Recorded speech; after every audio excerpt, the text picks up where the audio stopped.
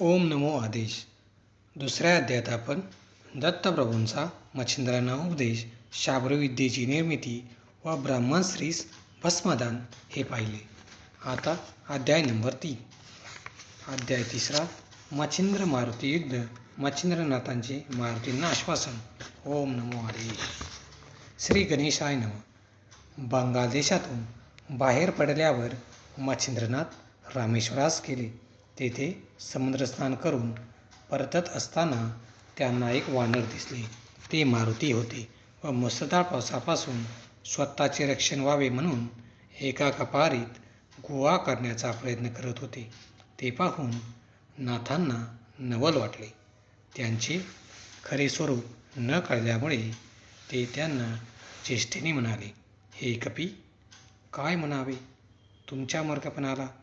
या भयंकर वर्षावात तुम्ही कसे काय घर बांधणार? अहो, तहान लागल्यावर विहीर खणण्यात काय अर्थ आहे?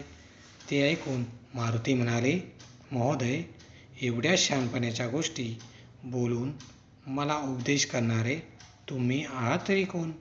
मच्छिंद्र म्हणाले, मी जती असून मला मच्छिंद्रनाथ नावाने ओळखतात. त्यावर मारुती म्हणाले, माझ्या माहितीप्रमाणे एक हनुमानच जेवढे खरे जती आहेत, तेव्हा तुमच्या रूपात हा नवीन जती कोठून उपटला? या पदव्या तुम्हाला कोणी दिल्या? नाथ जती या संज्ञा लावताना आपण त्या संज्ञांना पात्र आहोत का, याचा विचार करायलाच हवा, नाही का? तेव्हा मच्छिंद्र म्हणाले, एखाद्याच्या प्रतापशक्तीचा अनुभव आल्याशिवाय कोणी कोणाला अशा पदव्या देईल का? त्यावर मारुती म्हणाले, मग तुमच्या अंगी काय सामर्थ्य आहे ते पाहायलाच हवे. पूर्वी हनुमंताच्या सहवासात असताना त्यांच्या कृपाप्रसादाने मला त्यांची सहस्रांश शक्ती प्राप्त झाली आहे. त्या शक्तीचे तुम्हाला निवारण करता आले तरच तुमच्या बोलण्यात काही तथ्य आहे असे मी समजेन. अन्यथा ही तुमची पदवी माझ्या हवाली करून तुम्हीच चालते व्हा. तेव्हा त्यांच्या आव्हानांचा स्वीकार करून मच्छिंद्र म्हणाले, कपिवर्य, उगीच वटवटा कशाला करता?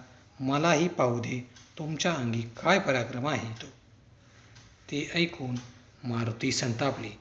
त्यांनी क्षणार्धात महाकाय रूप धारण केले आणि नाथावर पर्वतांचा मारा केला. तेव्हा हे सामान्य वानर नसून साक्षात मारुती आहेत हे त्यांनी ओळखले आणि आपल्या मंत्रशक्तीच्या साहाय्याने त्या पर्वतांचे निवारण केले. ते पाहून चवताळलेले मारुती हातात डोंगर घेऊन त्यांच्यावर धावले. तेव्हा नाथजींनी त्यांच्यावर वाताकर्षण अस्त्राचा प्रयोग केला. त्यामुळे त्यांची सर्व हालचालच थांबली. त्यांचे प्राण कंठाशी आले. त्यावेळी आपल्या पुत्राची ती विकल अवस्था पाहून वायुदेव मच्छिंद्रांना शरण गेले आणि मारुतींना मुक्त करण्याची विनंती केली. तेव्हा त्यांच्या शब्दाचा मान ठेवून त्यांनी मारुतींना अस्त्रमुक्त केले. ते देहभानावर येताच वायुदेवांनी त्यांना या नाथांच्या पाठीशी गुरूंची अमोघ शक्ती आहे, त्यापुढे तुमचा पराक्रम चालणार नाही असे समजावले. मग त्या पितापुत्रांनी मच्छिंद्रांशी सख्य केले आणि त्यांना त्यांच्या कार्यात सहाय्य करण्याचे मान्य केले. तेव्हा त्या दोघांना वंदन करून नाथ मारुतींना म्हणाले, कपिराज, तुम्ही मार्तंड पर्वतावर मला अनुकूल झालात, शाब्रे कवित्वास वरही दिलात आणि आता माझ्याशी युद्धही केलेत. हे कसे? त्यावर ते हसून म्हणाले, मी तुम्हाला आधीच ओळखले होते. तुम्ही कोणाचे अवतार आहात हेही मला माहीत आहे. पण मार्तंड पर्वतावर देवतांनी तुम्हाला जे सामर्थ्य दिले ते अजूनही तसेच आहे किंवा नाही तेच मला पाहायचे होते. म्हणून मी तुमची मुद्दाम परीक्षा घेतली. आता मला तुमच्याविषयी काहीच चिंता नाही. हे ऐकून मच्छिंद्रांना अत्यानंद झाला. ओम नमो आदेश. मच्छिंद्रनाथांचे मारुतींना आश्वासन. त्या प्रसंगी मारुतींनी मच्छिंद्रांना आपले मनोगत सांगितले. ते म्हणाले, नाथजी, कित्येक वर्षापासून माझ्या मनावर एक ओझे आहे आणि दूर करण्यास फक्त तुम्हीच समर्थ आहात. तेव्हा कृपा करून माझे कार्य तुम्ही पूर्ण कराल असे मला वचन द्या. ते ऐकून ते म्हणाले, पण मला कोणते काम करायचे आहे ते तरी सांगा. तेव्हा ते म्हणाले, नाथजी, रावणवधानंतर श्रीराम व सीतामाईसह मीही अयोध्येस गेलो होतो.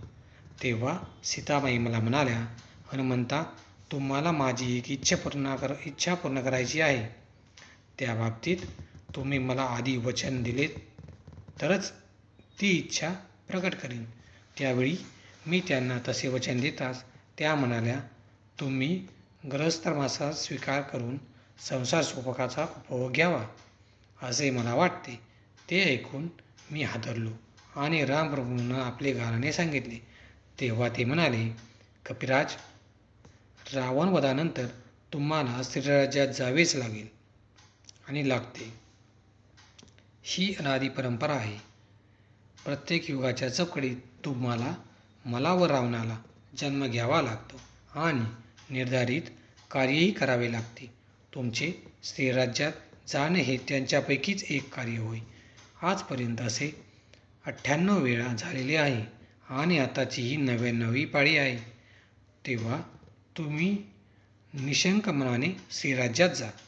तुम्ही उद्धरता आहात, त्यामुळे तुमच्या नुसत्या उपकारानेच तेथील स्त्रिया गर्भवती होतील. त्यामुळे तुमचे ब्रह्मचर्य ढळणार नाही आणि तुम्हाला स्त्रीसंगाचे पातकही लागणार नाही.